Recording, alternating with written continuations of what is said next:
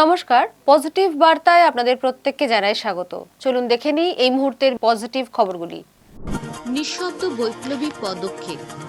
পরিবেশ রক্ষা ও সামাজিক দায়িত্ববোধে গত ৩০শে জুলাই সারা দেশের ১৯২টি জেলায় এবং পশ্চিমবঙ্গ ও ত্রিপুরার প্রতিটি ব্লকে একযোগে পালিত হলো ১ বছরে ১ কোটি গাছ রোপণ কর্মসূচি।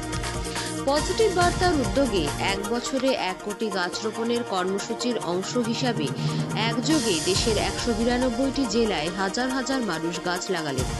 তাদের হাতে রোপিত হলো আগামী দিনের সবুজের স্বপ্ন। সেই সঙ্গে পশ্চিমবঙ্গ ও ত্রিপুরার প্রতিটি ব্লকে শহর থেকে মফস্বল, পথের ধারে থেকে বিদ্যালয় প্রাঙ্গণ সব প্রান্তে ছড়িয়ে পড়ল এই সবুজের ছোঁয়া।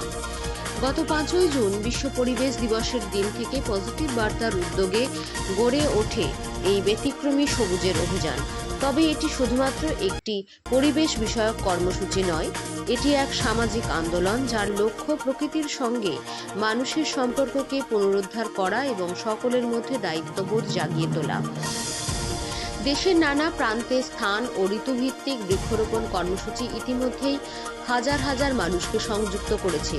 শহর গ্রাম পেরিয়ে স্কুল, কলেজ, স্বাস্থ্য প্রতিষ্ঠান, স্বেচ্ছাসেবী সংগঠন, মহিলা গোষ্ঠী সহ নানা স্তরের মানুষ একে নিজের আন্দোলন রূপে দেখেছেন।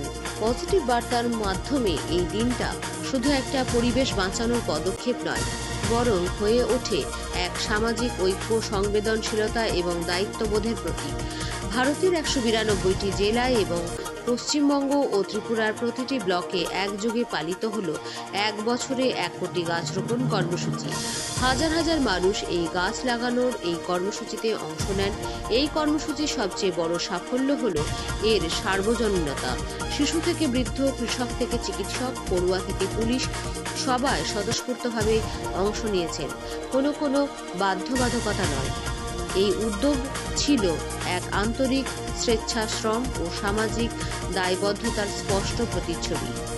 আগামী ৬ সেপ্টেম্বর দিল্লিতে ঐতিহাসিক কনস্টিটিউশন ক্লাব অফ ইন্ডিয়ার সভাকক্ষে একটি বিশাল জাতীয় স্তরের অনুষ্ঠান আয়োজন করা হবে।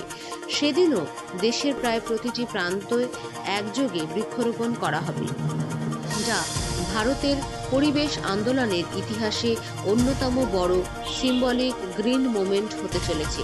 পজিটিভ বার্তার প্রতিষ্ঠাতা মলয় পিট বলেন, আমরা শুধু গাছ লাগাচ্ছি না, আমরা ভাবনার পরিবর্তন আনছি। আমরা মানুষের মনে গেঁথে দিতে চাইছি এই বিশ্বাস, গাছ মানে জীবন, গাছ মানে ভবিষ্যৎ। আমাদের এই আন্দোলন কোনো প্রাতিষ্ঠানিক কেন্দ্রিক নয়, এটি জনগণ নির্ভর। এটাই এর শক্তি।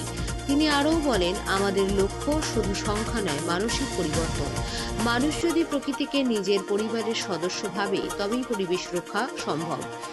পরিবেশ রক্ষা শুধু সরকারের দায়িত্ব নয়। এই বার্তায় যেন আরও একবার মনে করিয়ে দিল পজিটিভ বার্তার এই উদ্যোগ। প্রকৃতির সঙ্গে পুনরায় সম্পর্ক গড়ার এই প্রয়াস আজ কেবল এক কর্মসূচি নয়, এটা পরিণত হয়েছে এক মানবিক আন্দোলনে, যার উৎস হৃদয় আর গন্তব্য ভবিষ্যতের প্রজন্মে। ব্যুরো রিপোর্ট, পজিটিভ বার্তা। You were watching Positive Barta platform. Think positive, be positive.